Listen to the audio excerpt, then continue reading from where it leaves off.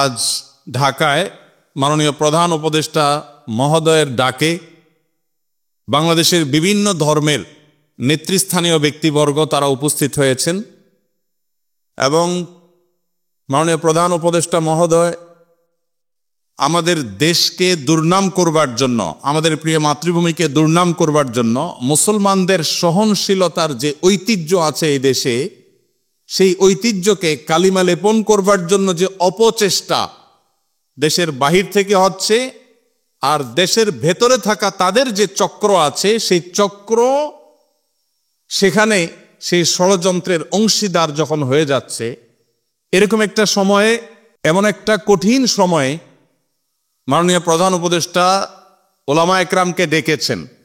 এদিকে আমার আজকে আসুন্না ট্রাস্টে আসার কথা বিকাল ৩টায়। যখন রাষ্ট্রের এই গুরুত্বপূর্ণ কাজ, যেখানে আমরা ঐক্যবদ্ধ আছি কিনা এই বার্তাটা দেয়া গুরুত্বপূর্ণ। আমাদের বিষয়ে আমাদের পার্শ্ববর্তী দেশের বিভিন্ন ভুইফোড় গণমাধ্যম, না বলে বলতে হবে বিভিন্ন প্রচার মাধ্যম, বিভিন্ন ইউটিউবার, তারা যখন আমাদের এই প্রিয় স্বদেশ, আমাদের এই প্রিয় ছোট্ট মাতৃভূমি, যে মাতৃভূমিতে আমরা এদেশের মুসলমানরা তাদের ধৈর্য এবং সহনশীলতা দিয়ে তারা এদেশের অন্যান্য ধর্মাবলম্বী ভাইদেরকে, বোনদেরকে আগলে রেখেছেন, তাদেরকে এখানে নিজেদের মতো করে বেড়ে ওঠার পূর্ণ স্বাধীনতা এখানে মুসলমানরা প্রত্যেকে যার যার থেকে দেওয়ার চেষ্টা করে চলেছেন। মুসলমানদের এই ঐতিহ্য, তাদের এই সুনাম, তাদের এই সুন্দর আচরণ, তাদের এই ধর্মীয় সম্প্রীতিকে কালিমা লেপন করার যে চেষ্টা চলছে, সেই চেষ্টাকে নস্যাৎ করবার জন্য, সে অপচেষ্টাকে নস্যাৎ করবার জন্য, এবং মুসলমানদের মধ্যে যে উদারতা রয়েছে অন্যান্য ধর্মাবলম্বীদের ব্যাপারে, সে বিষয়ে বার্তা দেবার জন্য, অন্য ধর্মাবলম্বী যারা এই দেশে আছেন তারা যে আসলে ভালো আছেন, তাদের ব্যাপারে যে প্রপাগান্ডা চালানো হয় সেগুলো যে মিথ্যা এবং গুজব, সে বিষয়ে তাদের মতামত গ্রহণ করবার জন্য আজ আমরা একত্র হয়েছি। আজ আমাদের এই প্রিয় স্বদেশকে দুর্নাম করবার জন্য যারা যেভাবে চক্রান্তে লিপ্ত, এই দেশের মানুষের খেয়ে, এদেশের মানুষের পরে, এদেশের মানুষের টাকায় চলে কিছু মিডিয়াও তাদের দোসরের ভূমিকায় অবতীর্ণ হয়েছে।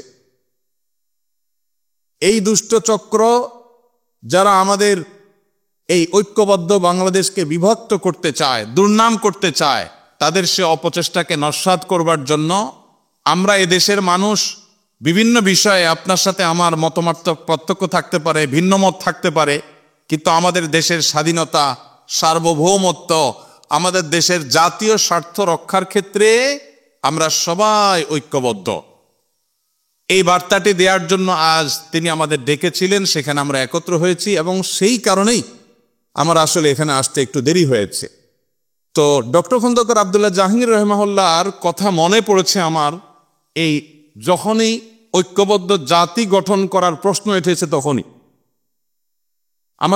মনে পড়েছে স্যারকে, এই জন্য যে আজ থেকে 15 বছর 20 বছর আগে এই দেশে ঐক্যের যে ডাক, আলেম সমাজের মধ্যে সবচেয়ে কার্যকর ঐক্যের ডাক যিনি দিয়েছিলেন, সেই মানুষটির নাম হলো ডক্টর খন্দকার আব্দুল্লাহ জাহাঙ্গীর রহমাহুল্লাহ।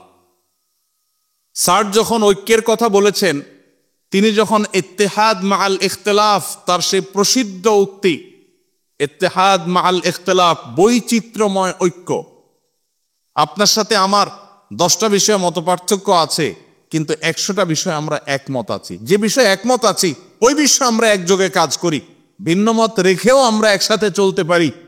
এই চিন্তা, এই দর্শন ডক্টর আব্দুল জাহাঙ্গীর রহমাহুল্লাহ মাহফিলে, সেমিনারে, ইউনিভার্সিটিতে, ক্লাসে, বই পুস্তকে, তার লিফলেটে তিনি দিয়ে গেছেন।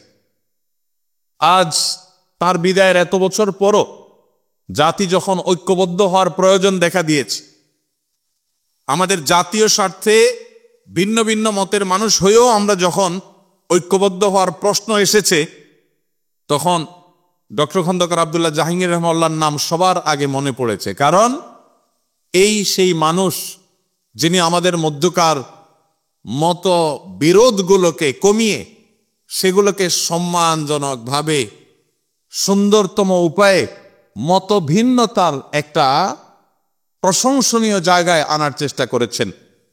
আল্লাহরে বান্দা তার সারা জীবন চেষ্টা করেছেন এ বিষয়ে। আল্লাহ রাব্বুল আলামিন তার কবরকে নূরে নূরান্বিত করে দিন। আল্লাহ রাব্বুল আলামিন স্যারের সমস্ত ভুল ত্রুটি মাফ করে তাকে জান্নাতুল ফেরদাউসের মেহমান হিসেবে কবুল করে নিন। আল্লাহ তাআলা স্যারের এই একমাত্র পুত্র এবং স্যারের প্রতিষ্ঠিত আস-সুন্নাহ ট্রাস্টের চেয়ারম্যান মহোদয়কে আল্লাহ তাআলা স্যারের মতো যোগ্যতা সম্পন্ন মানুষ হিসেবে কবুল এবং মঞ্জুর করে দিন। ভাইরা আমার, আমাদের এই প্রিয় স্বদেশে ছোট্ট একটা জায়গা, নানান মতের মানুষ, নানান পথের মানুষ আমরা থাকি। এত চিন্তার মানুষ আছি, এই যে এই মাহফিলে আমরা এত মানুষ আছি, আমাদের মধ্যেও সবাই কি সব বিষয়ে একমত আছি? অনেক বিষয় আমাদের মধ্যে ভিন্নমত আছে না? কিন্তু ভিন্নমত থাকা সত্ত্বেও কিছু বিষয় এক, আমাদের আল্লাহ এক। কোনো ভিন্নমত আছে? আমাদের রাসূল সাল্লাল্লাহু আলাইহি ওয়াসাল্লাম, আমাদের কোরআন, আমাদের হাদিস, আমাদের ঐক্যের যে জায়গাগুলো, সেগুলো যদি একটা একটা করে আমরা তালিকা করি, আমরা দেখব মতপার্থক্য যদি আমাদের একজনের সাথে অন্যজনের 10টা 20টা বা 50টা বিষয় হয়, মতৈক্য রয়েছে আমাদের তার চাইতে বহুগুণ বেশি। আপনার সাথে আমার যদি 2 4 5 10টা বিষয় মতপার্থক্যের কারণে আপনি আমার থেকে দূরে যাওয়াটা গুরুত্বপূর্ণ মনে করেন, জরুরি মনে করেন, তাহলে শত শত বিষয়ে যে আমরা একমত আছি, সেই কারণে কেন আমরা একে অন্যের কাছে আসতে পারছি না?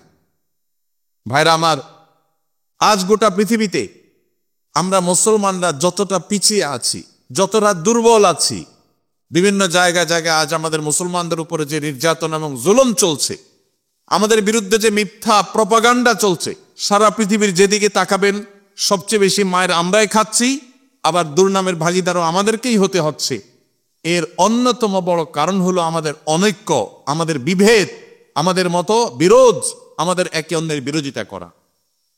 আজ এই প্রেক্ষাপটে অন্তত আমাদেরকে ঐক্যবদ্ধ হতে হবে, ঐক্যের গুরুত্ব আমাদেরকে অনুধাবন করতে হবে। আমাদের ঐক্যের যে ফর্মুলা ডক্টর আব্দুল্লাহ জাহাঙ্গীর রহমাল্লাহ দিয়ে গেছেন, সেটা মূলত তার দেওয়া না। তিনি নিজেই ফর্মুলা দিয়েছেন কোরআন থেকে, তিনি ফর্মুলা দিয়েছেন প্রিয় নবী সাল্লাল্লাহু আলাইহি সাল্লামের হাদিস থেকে। প্রিয় ভাইরা আমার, আজ আমাদের জাতীয় সংকটে যখন আমাদের দেশকে, এদেশের মানুষকে বিশ্ব দরবারে আমাদেরকে অসহিষ্ণু হিসাবে, আমাদের মধ্যে সম্প্রীতির অভাব আছে এই হিসেবে যখন চিত্রায়িত করার অপচেষ্টা করা হচ্ছে, আমরা যারা মুসলমান আছি, সংখ্যায় যারা আমরা এদেশের নাগরিকদের মধ্যে বেশিরভাগ আমরা মুসলমান আছি, আমাদের দায়িত্ব হয়ে গেছে বিশ্বকে দেখিয়ে দেওয়া যে আমরা ভিন্ন মতের মানুষদের প্রতি আমাদের সহিষ্ণুতা, আমাদের ধৈর্যশীলতার যে দৃষ্টান্ত স্থাপন করতে পারি। সভ্য পৃথিবীর বহু দেশ আছে যারা রীতিমতো আমাদেরকে সবক দেয়, সংখ্যালঘুদের অধিকারের কথা স্মরণ করায় দেয়। তাদের চাইতে আল্লাহ তাআলা আমাদেরকে সহিষ্ণুতা, ধৈর্যশীলতার ক্ষেত্রে অন্তত এক ধাপ হলো এগিয়ে রেখেছেন, আলহামদুলিল্লাহ।